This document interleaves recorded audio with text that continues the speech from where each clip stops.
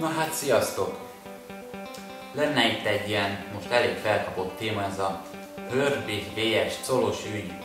Itt előre leszögezném, hogy ez egy nem ilyen anyázós, bevédős videó lesz, hanem csak elmondom a véleményem a témáról. Én egyáltalán nem akarok belefolyni, mert ugye az internet mire is való, hogy megosszuk a véleményünket szabadon egy bizonyos dologról. Na most nekem erről van egy véleményem, elmondom, és ennyi utána nem érdekel a dolog. Most volt ez a dolog, ugye, aki még esetleg nem hallott volna róla, hogy Colos az hackeli Herbie-t, kiadta a címét nyilvánosan, és stb. Még nem tudom milyen hülyeségeket csinált. Itt már volt az, hogy Herbie az rendőrségi ügyel csinál belőle meg hasonló, és most nem azért, de hogyha nagyon akar valaki, nem egy ilyen ismert videós, nem azért, ha nagyon akarja valaki, akkor megtudja a címét, mert Herbie, ahogy azt hiszem ő is mondta már egy-két videójában, hol lakik, meg ha megkérdezel egy hatalmas nagy Herbie rajongót, amiből azért nem kevés van, hogy ugyan hol lakik, akkor biztos meg tudja mondani.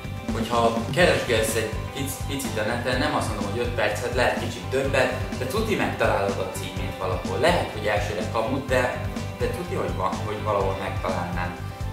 Emlékeztek még arra a napiszar sztorira, hogy azt hiszem úgy volt, hogy kislányát, vagy a nevelt lányát fölrakták a napiszarra, meg ilyesmi, és abból volt a balhé ott is. Na most a napiszar szerkesztői nem hülyék. Tudják, hogy aki oda kikerül, annak ez egy hatalmas reklám. Mert elég sokan nézik például, hogyha csinálsz egy ultragáz videót, amit totál hülyét csinálsz magadból, és beküldöd nekik és kikerül, akkor azzal tisztában vannak, hogy ezzel neked megugrik a nézettséged. Na most ugye, mivel tudjuk, a negatív reklám is reklám, meg tök mindegy, hogy milyen formában kerülsz ki oda, az neked reklám. Akkor mit szeretnek az emberek? A botrányt, a balhét és a polgárpukkasztást. Na most mi az, ami itt történik? Botrány, polgárpukkasztás és balhé.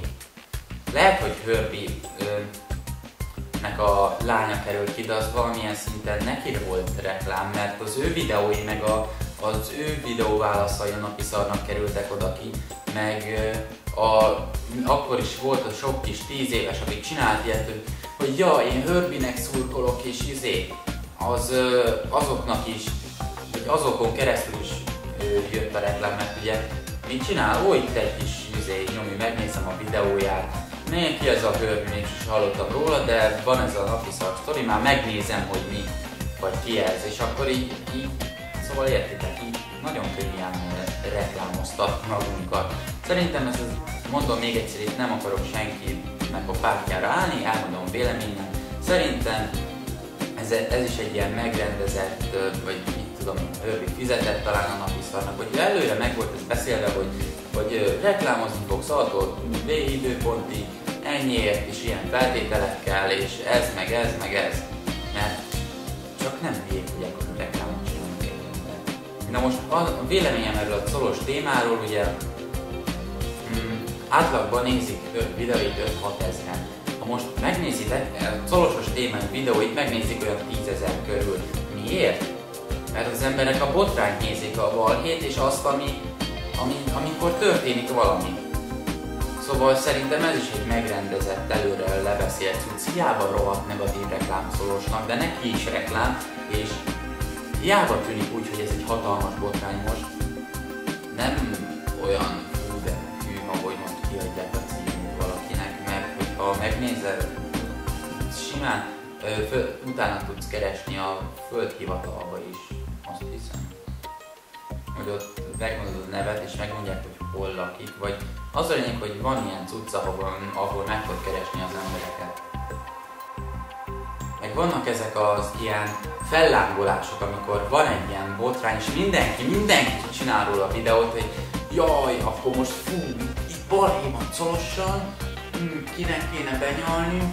Herbie-nek, mert hogyha összehaverkodok vele, lesz még 500 feliratkozó pluszba, tehát leanyázom Colos, a Colos videóról is jön egy 100 feliratkozó, hát akkor csináljuk meg. és akkor a kurva anyát szoros fasz, meg én a Hörbi bátyját fogom, és az ilyen videókból van, mit tudom én, 100 darab, és ezek is ugye mind közvetetten is, de reklám Szolosnak is, Hörbinek is, meg akkor annak az embernek is, aki ezt csinálja, mert most fú, én most beanyáztam valakinek, és akkor most van egy ilyen videó, de gyerekek, az a jó, hogyha van 500 feliratkozód mondjuk, és néz belőle 50, mert a többi az ilyen anyázós videónál jön, hogy fú, én most beanyázok valakinek, jön 500 feliratkozó mondjuk, vagy 450, hogy maradjunk az előző példánál, és akkor az az ember, aki ilyenkor feliratkozik, hát úgyis azt a botrányt akarja nézni, hogy most anyázol valakinek, vagy pont annak az embernek az anyázás érdekel, akinek a videójánál feliratkozott rá. Szóval nem valószínű, abból az 450 emberből jó, hogyha 30 fog téged utána is nézni. Most ennek semmi értelme, nézzétek meg, Hörbinek is van 70 000 feliratkozója, és mennyien nézik? 8-9 ezer? Ezeket a szoros videóban. Szóval rég nem jelent semmit a feliratkozó szám. Hiába próbálnak ezen sokan szabadni